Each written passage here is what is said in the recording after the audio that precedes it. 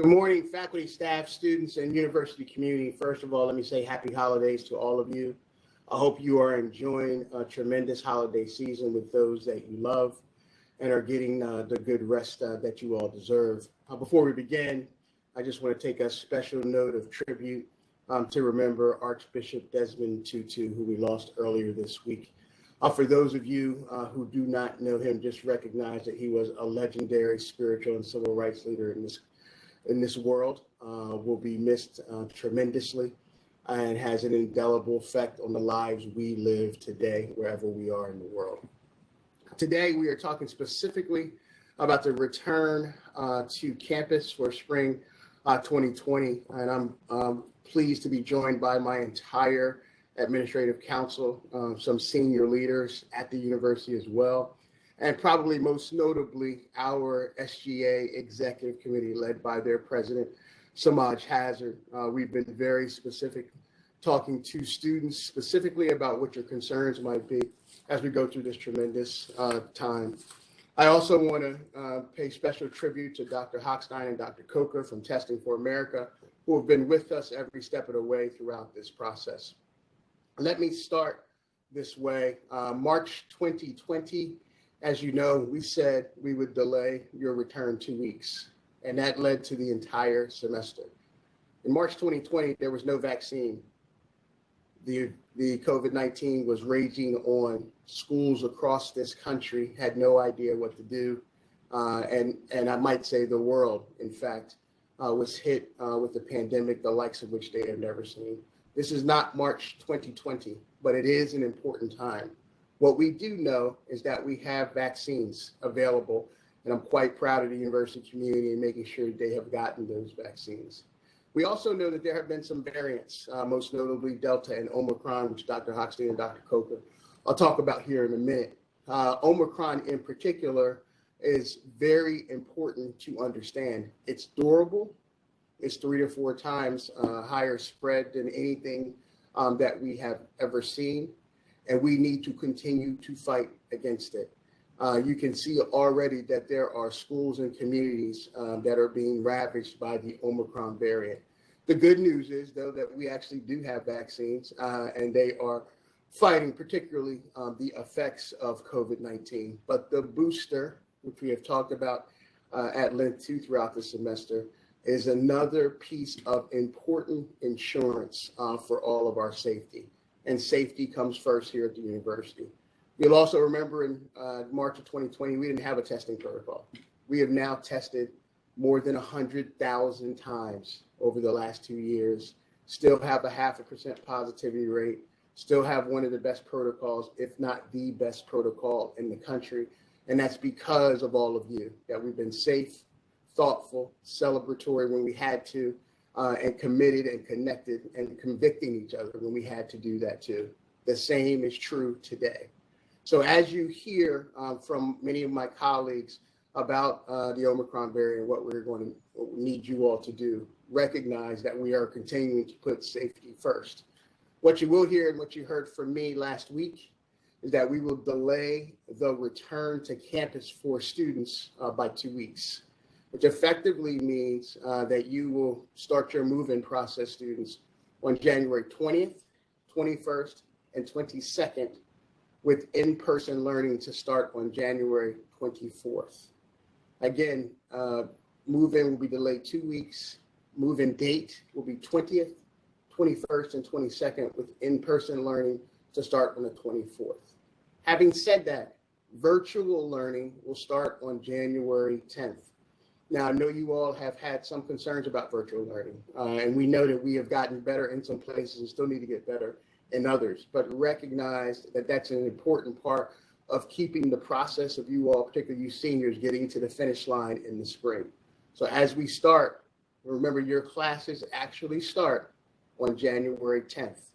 And then for those folks who will be returning to campus from a student perspective, those in-person classes will start on January 24th. Now, I also recognize that many of you have some questions about the boosters, what that means, what it will mean for you, when you're eligible, and the like. All those questions will get answered throughout this particular session. and we'll continue to follow up. The important thing, though, is if you have your booster today, upload on our site. If you have your booster today, upload on our site. And I know many of you do. If you have not gotten your booster and you're eligible to get your booster now, do it now. Whether you're doing that in your respective communities or you're doing that at some booster vaccination sites we will have available for you here on campus. It's critically, critically important. The final thing I'll say is as we go through all of this, again, no question is one that we won't answer. If we don't have the answers today, we'll get them to you in earnest.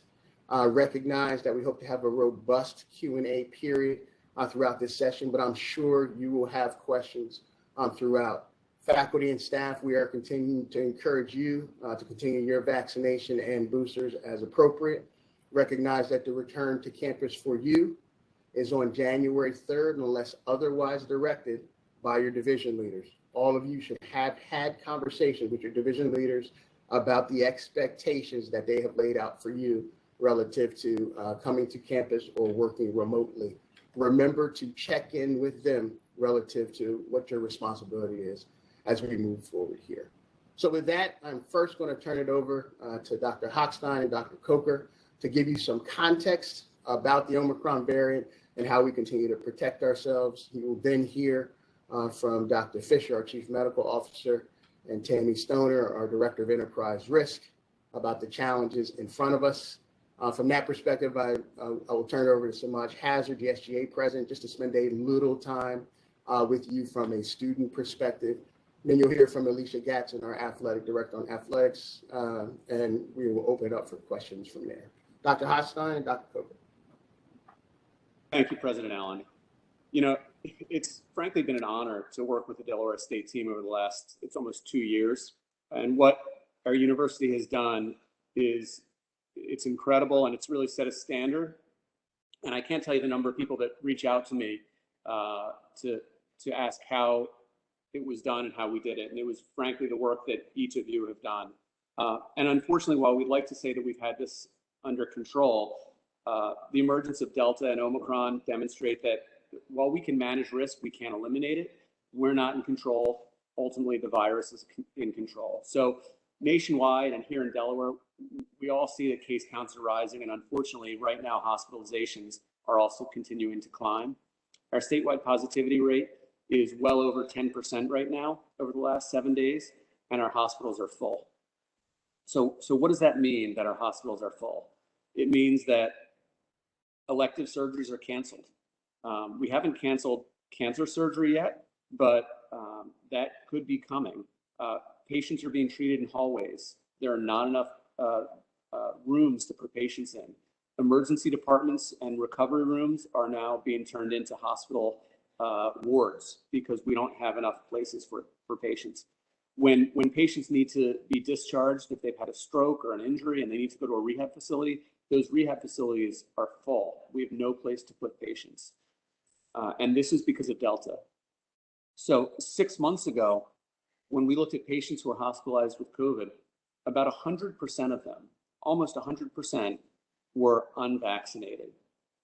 Today, a third of patients in the hospital have had 2 shots. So this used to be called fully vaccinated, but with the Omicron variant, 2 shots offers only about 25% protection. And with Delta, 2 shots offered protection if you had those 2 shots, within the last 4 to 6 months. But as you get farther and farther away from your vaccination, your immunity lags and wanes. So a booster shot offers increased protection. With Omicron, it's up to 70 to 75%. And so what does that protection mean?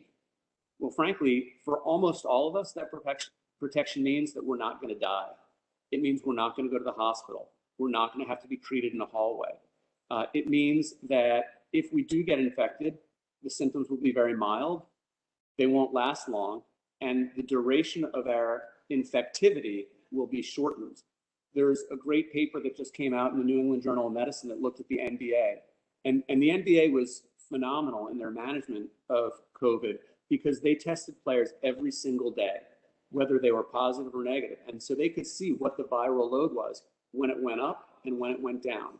And when you compared the vaccinated players to the unvaccinated players, the players that got COVID, even if they were vaccinated, they had it for a shorter duration and they were able to spread it for a shorter duration. And so you see the CDC just put out new guidance on how long we need to quarantine or be isolated. That's really based on that data from the NBA. So Omicron's here in Delaware.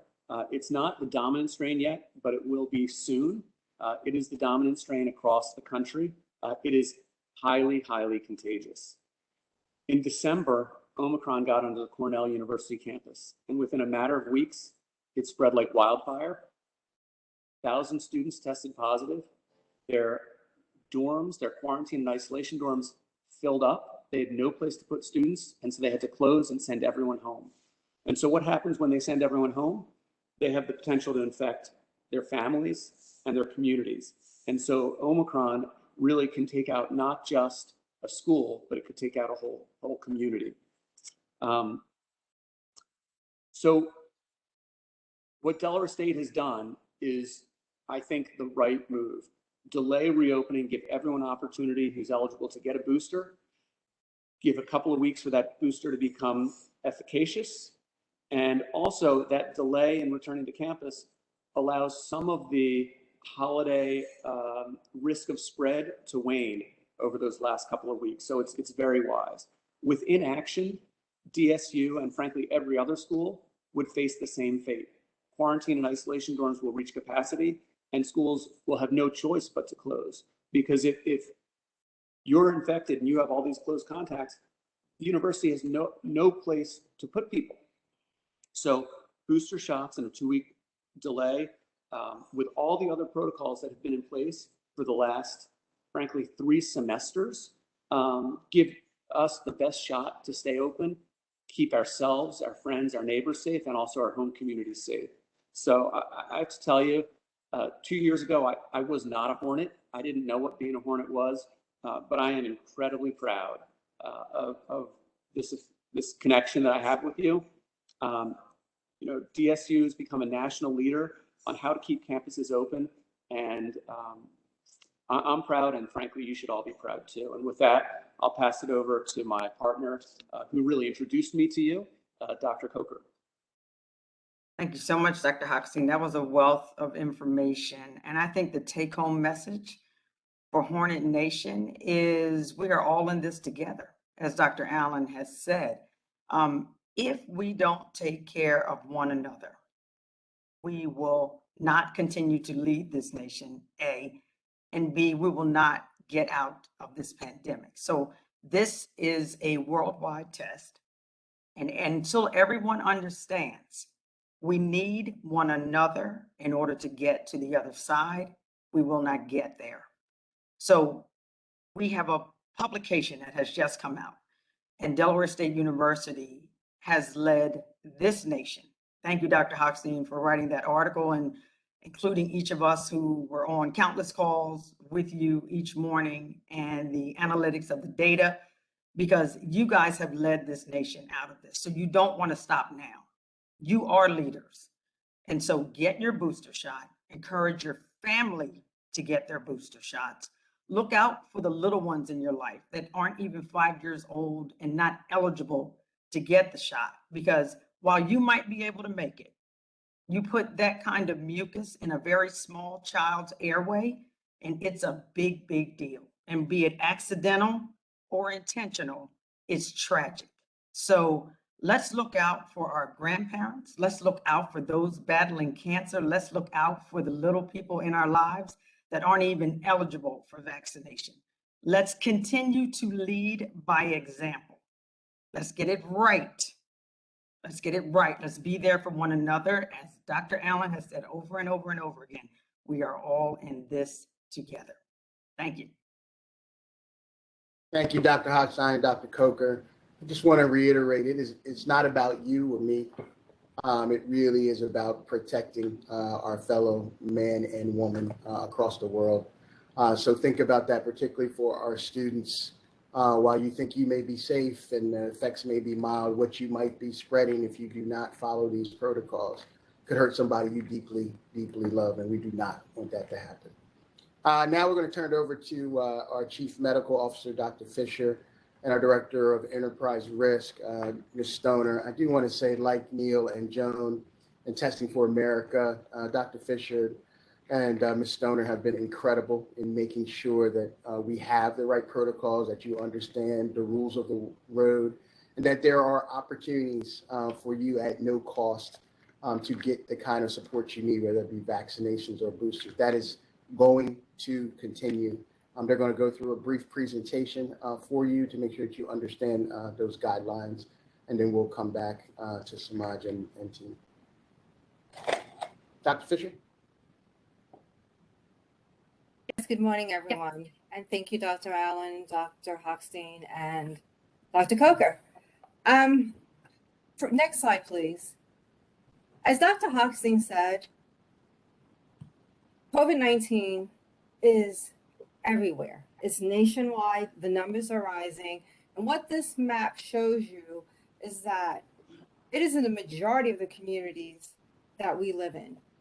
So we do want to make sure that we are following the preventative guidelines. And the top 3 tools used to fight Omicron and other variants are vaccines, completing the original series and getting the booster, wearing masks, and making sure you're wearing them correctly. Not all masks are created equal. So you want to make sure that your mask has multiple layers, that you're covering your mouth and your nose with it, and it's fitting snugly against your face. You can double mask, or you can also purchase, and I have no stock in this, but the new N95, they're called KN95. They're not the medical N95 mask, but they do offer more protection. And continuing to test. And as Dr. Hochstein and Dr. Coker said, we've been doing all of these things. So that's the good news. We've been doing all of these things. We know how to do them. And over time, we have proven that we can keep our campus safe and open by doing this. Let's not grow weary in doing the right thing. We need to continue what we've been doing. Next slide, please. Okay, so a little bit about the booster. I've received a lot of emails with concerns about what it means to be eligible for a booster, what happens if I'm not eligible for a booster at this time. So for this campus community, you are not fully vaccinated until 2 weeks after receiving the COVID-19 booster. So when are you eligible for a booster? When it has been at least 6 months after your second dose of the Pfizer or Moderna vaccine, or 2 months after you've received the J&J.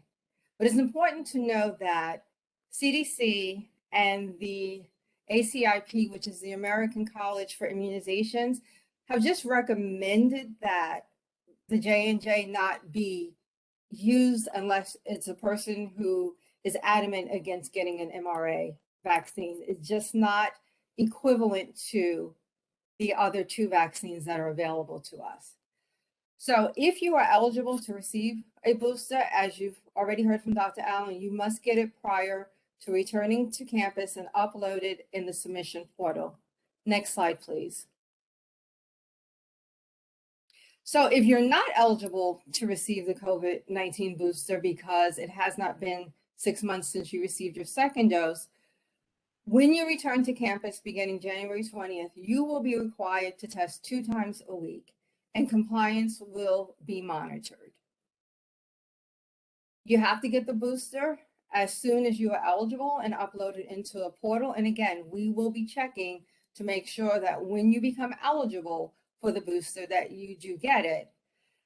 And all students, regardless of whether you're uploading information or not, you must go into the portal and submit and complete the form prior to returning to campus. Next slide, please. So what this slide shows, and I don't know how well you can see it, but when you click on the submission portal link, which is up at the top, you will come to this page. It will ask you all of your demographic information, and then it asks, have you been vaccinated? If you say yes, it's going to ask you, are you eligible for the booster? And if you say yes, it takes you to the upload screen. If you say no, then it will ask you, when did you receive the Moderna or Pfizer vaccine, and it will then allow you to upload that information. So when you go into the portal, there's several choices, but you're going to click on the box that says COVID vaccine/booster upload to upload your information. Next slide, please. So that concludes what I have to share with you. I'm going to turn this over to Mrs. Stoner. And if you have any questions or concerns, continue to email me, continue to give me a call. I am available and responding in real time. Thank you. Dr. Fisher, thank you for that. Before Ms. Stoner goes, could you just put your email out there in the chat for everybody so they're aware? Yeah, yes. And the one thing I want to reemphasize here is the compliance notion. So students, it is very important that you are complying. If you are not complying with our requirements here, you will not be eligible to remain on campus. I can't overemphasize that enough. So it's very important that you do what Dr. Fisher has outlined, in particular if you're not yet eligible for your booster, that you're very diligent with regular testing. So with that, I'll turn it over to Ms. Stoner. Thank you, Dr. Allen, and thank you, Dr. Fisher. Just to reiterate what has been previously stated, we prepared this quick reference chart, which outlines the 3 status categories that each individual will fall under as it pertains to DSU's COVID-19 requirements for the spring 2022 return. So here you'll be able to identify which category you will fall under. So a fully vaccinated individual, you will be considered fully vaccinated 2 weeks after receiving the Pfizer or Moderna booster. You will be required to test 2 times a week for only the first 2 weeks of your return to campus. Afterwards, you will drop down to once a week for testing. Face masks will still be required for indoors and outdoors only when around others. If you fall into the category where you're vaccinated but not boosted, you will be considered in that status 2 weeks after receiving your second dose of the Pfizer or Moderna vaccine. You will be required to test twice a week and still be required to wear face masks indoors, and again, only outdoors when around others. You would be considered unvaccinated only if you have an approved religious or medical exemption. In this instance, you will be required to test 2 or more times per week. And again, with face masks, you are required to wear them indoors and also outdoors only when around others. And then also an important note for employees, any employee whose vaccine record is not on file with Campus Health Services will be expected to comply with testing twice a week. You can do so by uploading your vaccine record in the system, or you can just contact Dr. Michelle Fisher directly. She did provide her email in the chat, and you could just send that information directly to her or even visit her at Student Health. Next slide, please.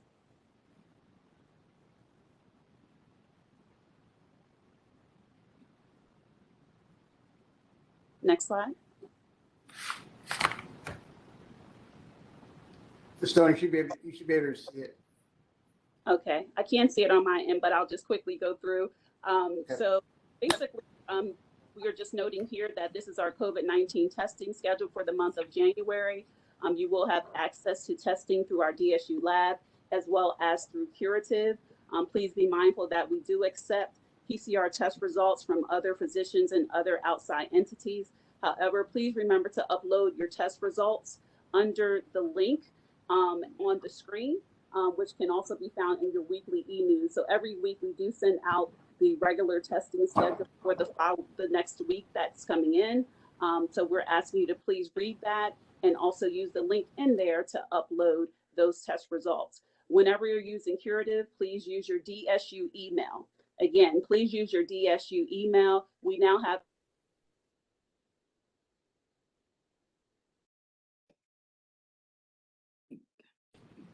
I think we may have lost her. Dr. Fisher, you want to continue so they're aware? Yes, we now have the capability of seeing test results from Curative, but it will help us know that you're a member of our community if you use the DSU email address. And if you choose not to do that, then you must upload your test results because, again, We will check for compliance. And if you're not in DSU lab and you're not in curative, then you're considered to be non-compliant with our protocols. And that concludes our portion of the presentation. So I will turn it back to you, Dr. Allen. Thank you, Dr. Fisher. I would just point everybody to the December 30th event. So that's this week for boosters. And you'll see January 5th and 12th as well. That is open.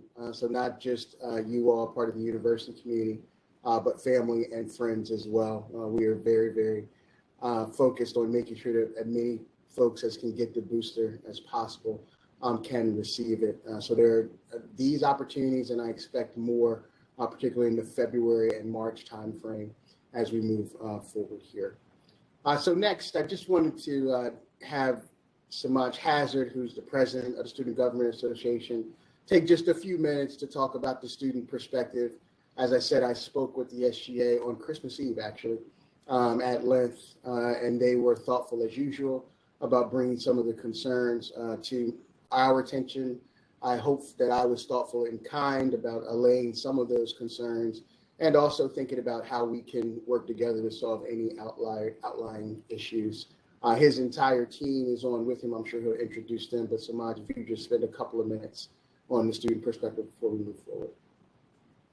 Thank you, Dr. Allen. Good morning, everyone. On behalf of my entire board, we have Devontae Brown, our vice president, Alexis Sanchez, our recording secretary, Jordan Spencer, our corresponding secretary, and Jonte Simmons, our treasurer. Just to share some light on the student perspective. I know a lot of students were concerned of the topic of, well, where can I essentially go once this break is over? I know a lot of students are in a predicament where they're in kind of a homeless state. That being said, we are fully opening to those that are in a state where they cannot be home, and we are making certain accommodations for that. I know that was a big concern on our student end. Another student perspective thing that we had were a lot of students were kind of big on the inconvenience of the boosters.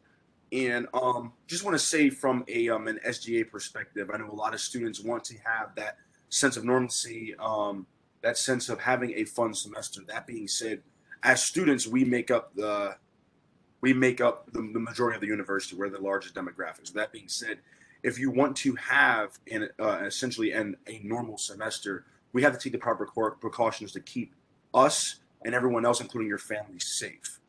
That being said, Dr. Allen said this several times. We're one of the very few universities that have done tremendous things when it has come to COVID. We have had one of the greatest plans of almost every university in the country. So that being said, let's not lose that momentum that we have. Let's keep pushing where we have to be. I know a lot of students were concerned about, classes. How are we doing with classes? What are we going to do as far as students that can't make it? So let's just say that first things first, every class is going to have an alternative option for those that cannot make it to come in person. That being said, in addition to that, and correct me if I'm wrong here, Dr. Allen, a lot of students were concerned about the fact of, well, when are they eligible to receive their booster, which was in that 6-month span of when they received their original vaccination. That being said, those that received the booster, those that received the vaccine in that 6-month span, if their 6 months has now reached that 6 months, they are required to get a booster before returning to campus. If those that have not reached the 6-month mark, we are having a booster session on campus, correct? Yes, and I'm not going to turn that over to Dr. DeLauder and post those points, but just to give you some perspective, students, we recognize that if you're not eligible for the booster at the moment, that we're going to allow you to return to campus, as Ms. Stoner and Dr. Fisher said. You'll have to test twice weekly, and as soon as you are eligible for the booster, you must get it. With respect to actually attending classes, it's important that you continue in the live stream format until you've actually gotten the booster. So even though you may return to campus, it's important that as you go to classes, that you continue in the live stream format, which will be available to you throughout the semester. Dr. DeLauder, you want to add any additional perspective from the faculty perspective? Good morning. We did meet on last week with the joint chairs and dean's councils, and faculty are participating in today's forum, so there's several out in the audience. They're all very well aware that they will be streaming classes in a virtual format the first 2 weeks, that we will return in person. Students that are not eligible to receive the booster shot will continue to stream their classes throughout the semester until they're eligible. I'll stop there unless there are any further questions. Thank you, Madam Provost. Samaj, you can continue. Thank you. I just want to say also, in addition, the SG has been working tirelessly with some of our heads of facilities. That being said, we worked with Mr. Pratt, Mr. Cawley on different aspects of how to keep the students safe as far as sanitation. I know a big thing that we actually started this initiative last year was the sense of self-cleaning surfaces. So that being said, students are always using handles and buttons and things of that nature. That was something that we really took part in. The SGA was a big part in that, and facilities, we worked close with that. We also worked on a sanitation schedule as well to keep students safe as well. So I know that was a large concern. Will our dorms and our facilities continue to be up to par and clean as far as sanitation and not passing germs? That was a big thing that we worked on and still working on as well. And I think it's safe to say that we have reached the mark and a positive note on keeping different surfaces and different short but long-term things of that nature to keep students safe as well. As far as any more student concerns, I know we're probably going to hear more later on in the day, but as we did our own research, that those were some of the top concerns. But I know the biggest thing on the student perspective is, will we have a sense of a normal semester? And essentially, yes, we will, but we have to take the proper precautions to keep us safe. So that being said, get your booster, keep yourself safe. But most importantly, it's not just about keeping our campus safe, but keeping your family safe as well. Because at that time, you go home to your families, you want to keep your mom and dad safe. You want to keep your grandparents safe as well. It goes beyond the university, so that's something to consider. That being said, if you all have any more questions, you can please reach out to us through our Instagram page and our email, which is sga@desu.edu. I'm going to type that in the chat as well, so you can reach out to us via Instagram or via email. And that being said, we're always open. We have an open door policy for all the student concerns. And that being said, we're here to bridge the gap between students and administration. So thank you all. Thank you, Samaj, and thanks to your entire team for continuing to work with us. This is exactly what a university and its students should be engaging in. Let's turn it over to Alicia Gatson, our athletic director. Alicia. Good morning. In consultation with NCAA and conference officials, athletic competitions will continue as scheduled.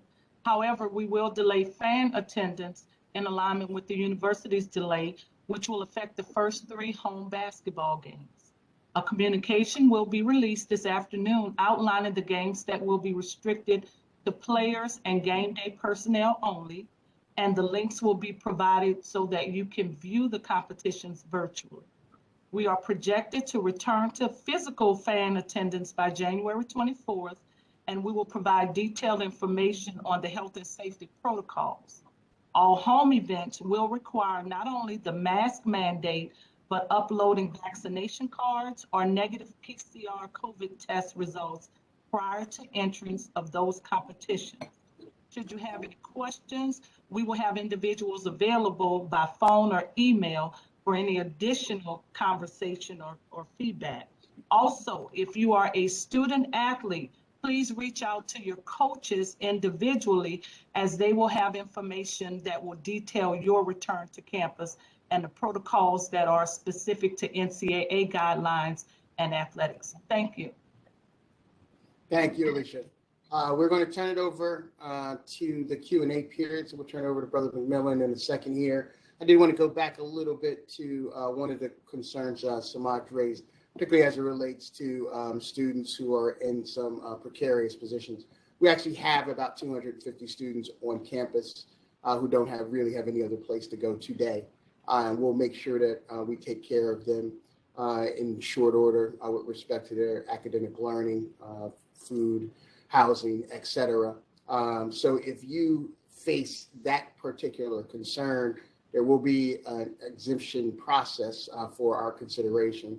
Dr. Wanda Anderson, our Director of Housing, is on the call. She will actually be the one you would contact if you have that concern in this 2-week period. Okay, Brother McMillan, time for Q&A. Okay, the first question that we will go with will be, would I be allowed to go on campus to my dorm to pick up some things? I only prepared to be away for winter break. There are a few things I still need since I will be out for another 2 weeks. I am fully vaccinated and I have received my booster. Yes, you should contact, I'm sure Dr. Anderson on the line, should contact Dr. Anderson directly. Wanda, if you could put your email in the chat for all students who are in that situation, that would be helpful. I will do that, and we will be in touch and deal with the students individually. I'm glad to hear that you're vaccinated. I hope that you have been tested. We will work with you individually so that you can access needed items. And this must be needed items. This don't just go in and grab a bunch of things, of course, but necessary items we are willing to work with you on. Thank you, Dr. Anderson. Next question. I currently have the Omicron variant of COVID, and I have both vaccine shots. The doctors told me that I cannot get tested for the next 90 days, and I cannot get the booster as of yet. What does that mean for me in order to get back on campus?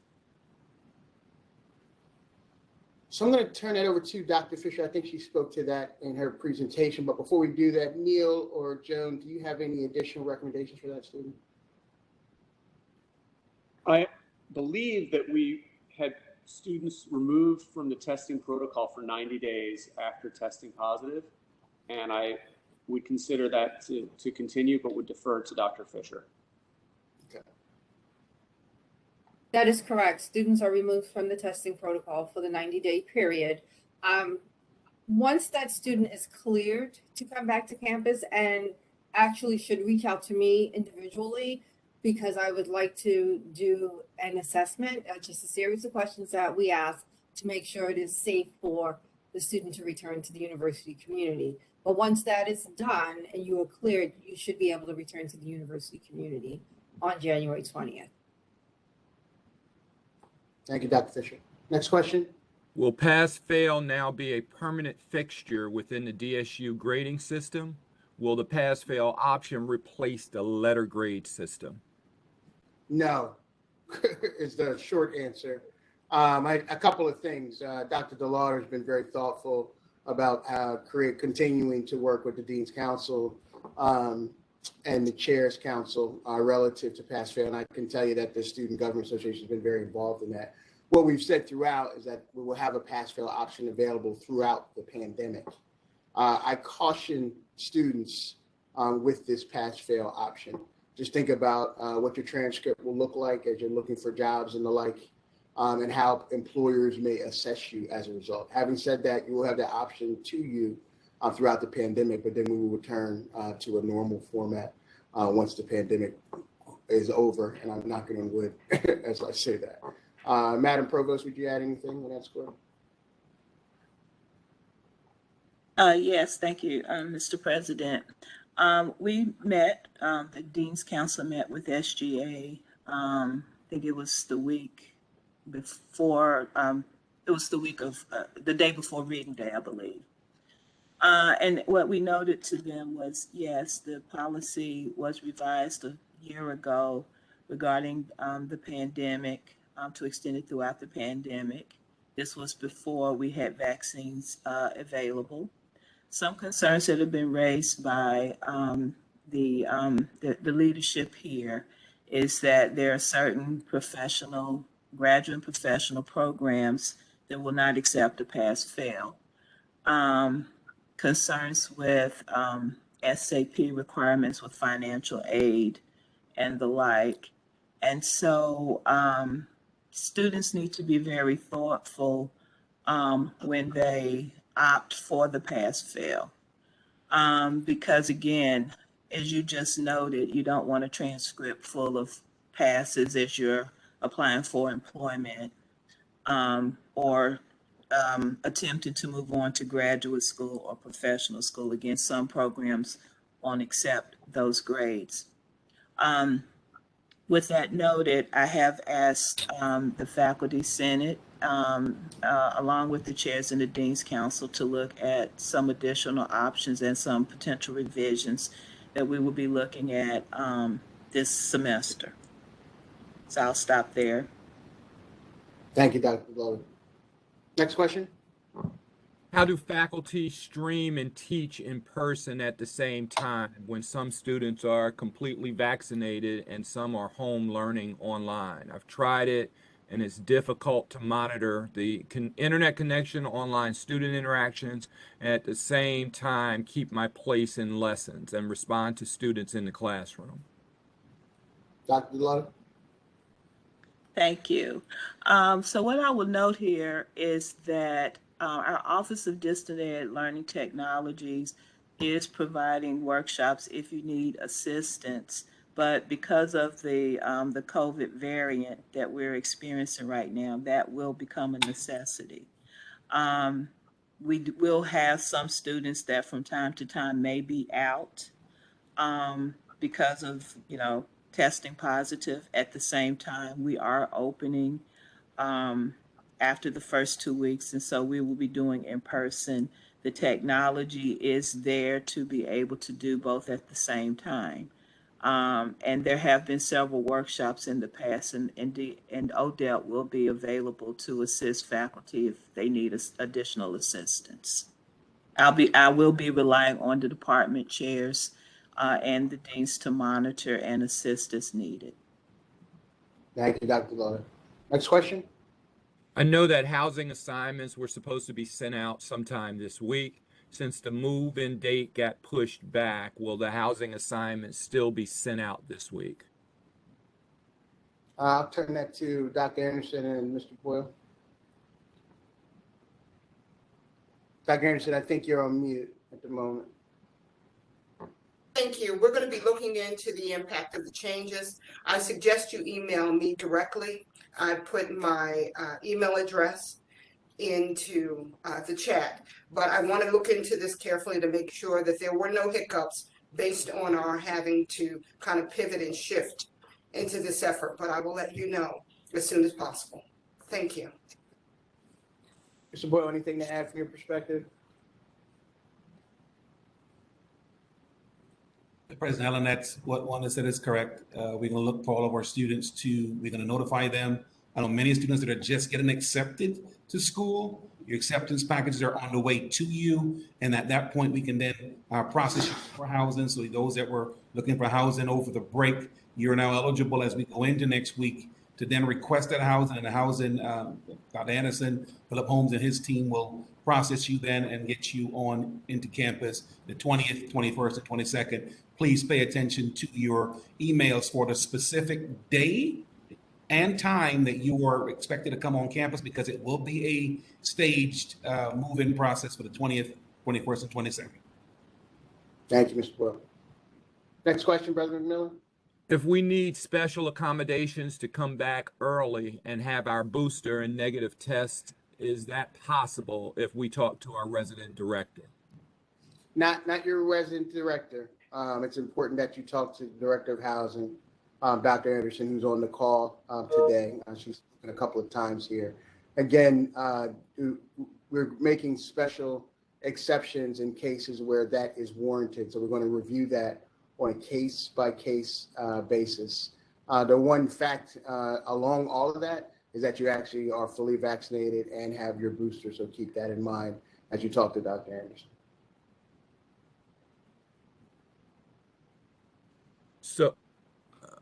So should it be assumed that all classes will be hybrid for spring semester, as some of us can't get the booster until March or April? Yes, as Dr. DeLauder noted, the idea is that even after we return to in-person classing, more than a few students will need to live stream the classes. What that means, students, is at the assigned time, you will need to be logging into your classes. So this is not, you can see your classes at any time. If your class is at 9, we expect you to be live streaming at 9 o'clock. And yes, that will continue throughout the semester. Please explain how vaccinations and boosters is the solution when the media has stated variants such as Omicron are bypassing protection.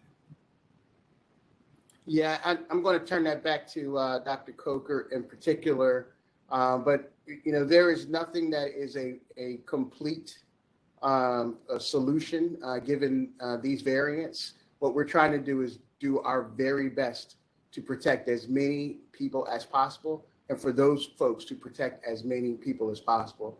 And I think what we know from the booster, given what Dr. Hochstein has said earlier, there is a significantly greater chance that you are more protected and you are protecting more people if you have the booster. But I'll turn it over to Dr. Coker. Yeah, I agree. And Dr. Hochstein, as he mentioned, if the further you are from your second shot, the less likely your response, and it can drop down as low as he mentioned to about 20-25% effectiveness. However, with your booster shot, you can approach nearly 75% likelihood that you are covered, even against the Omicron variant. So I'm not sure the confusion in the media, but it is clear that based on the fact that most that are in the hospital on ventilators or requiring oxygen and long-term stays are unvaccinated. Granted, we do have an uptick in those that have had shot 1 and shot 2 in the hospital right now. However, the likelihood that they'll need a ventilator is pretty slim because they have been vaccinated. Dr. Hochstein, you want to add to that? I do. I have a lot of conversations about this with my wife and my kids and the media, and that's a great question. Our American media, whether you look at right-wing media, left-wing media, center media, it's not good at nuance. And the media wants to say is a yes or it's a no. And that's just not the way this works. There's a gradient of protection. And so there's no question that people who are boosted are safer than those people who are not boosted. But our media is not really good at saying boosters are better than not being boosted. They're saying that the virus can evade boosters. Yes, the virus can evade boosters, but it probably won't, right? And you are safer with a booster than without it. And you are safer with a mask than without it. And you're safer with a well-fitting mask than with a poorly fitting mask. And you can look at all of these different things that our media wants to say don't work. They all work a little. It's like Swiss cheese. If you take one piece of Swiss cheese, you can look through it. You take 2 pieces of Swiss cheese, you might have some more holes. You start putting more and more pieces of Swiss cheese together, and all of a sudden it's opaque, and you can't see through it at all. And so our protective mechanisms are like stacks of Swiss cheese that we're putting on top of each other. And the media is just not very good at talking about that layered protection. And the boosters are just another layer in that protection. So that's a great question. Thank you both. Brother McMillan? Are visitors to DSU campus required to be vaccinated? There will be very few instances, particularly in the month of January, where we'll have visitors to campus. There will be no public events. You've already heard how we are treating athletics, which will be a 2-week pause.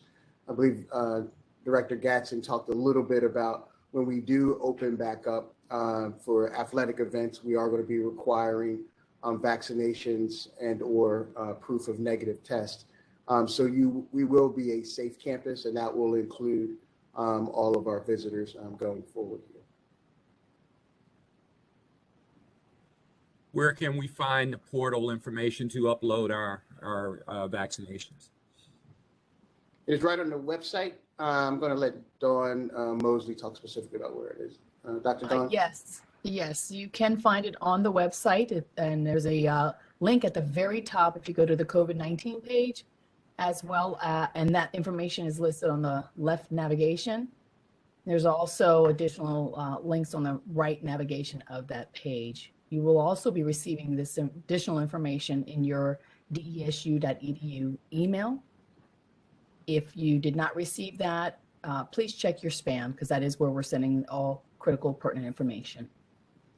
And the only, thank you, Dr. Mosley. The only thing I would add for, particularly for students, please check your emails regularly throughout the semester. We are trying other modes of communication. Certainly SGA is helping us with that with respect to social media. Dr. Mosley has a very robust text feature too, but you will find all the information you need if you're simply checking your emails regularly. So I will continue to encourage you, highly encourage you to check those emails at least daily as we go through this process. Brother McMillan, any other questions in the chat? If I am vaccinated but not boosted, can I opt to continue virtually until I am eligible for a boost? That is actually the expectation. So the expectation is that you would continue virtually until you're eligible for the booster. If you are on campus, meaning you've returned to campus, you will still have to test twice a week to be compliant on that in that regard. But as soon as you're eligible for the booster, you will get it, hopefully upload it, and then return to more normal environment. With the move-in days being the 20th through the 22nd, are there assigned groups that move in on certain days, or do we pick a day? Will classes be excused for those who have to move in on a weekday? Yeah, Dr. Anderson and Mr. Boyle are working through that. There will be a staggered start to your move-in, so you'll hear that in the next couple of weeks, and we'll make special accommodations for any things that are happening with respect to class schedules. If someone is temporarily exempt from testing due to a previous positive test, will they be notified when it is time to resume testing, or are they responsible for keeping track of those dates themselves? Dr. Fisher? You will need to keep track of those dates yourself. It is 90 days from the date that you tested positive that you will start testing again. If we are aware of it, that the date that you tested positive, and we notice that you're not testing, we will send you a friendly reminder.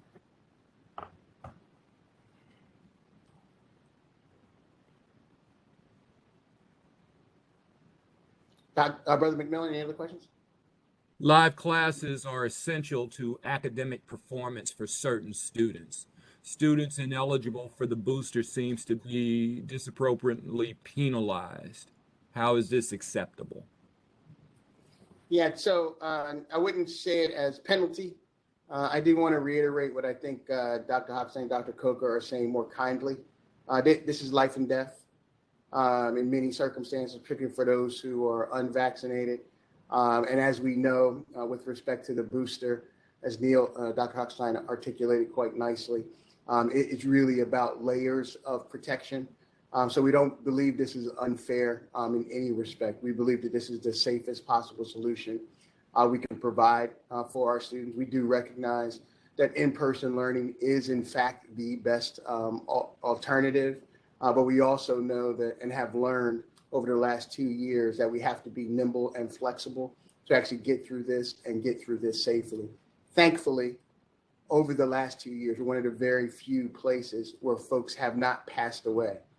And I take that with a source of deep concern and some pride, recognizing that we've had to make the tough decisions. When I say we, I mean all of us have had to make the tough decisions to keep folks safe. So the protocols we've put in place have contemplated when it's proper to have our students return to campus, what the instruction looks like from an in-person and virtual perspective. And these are the best recommendations we have based on the available information we have today.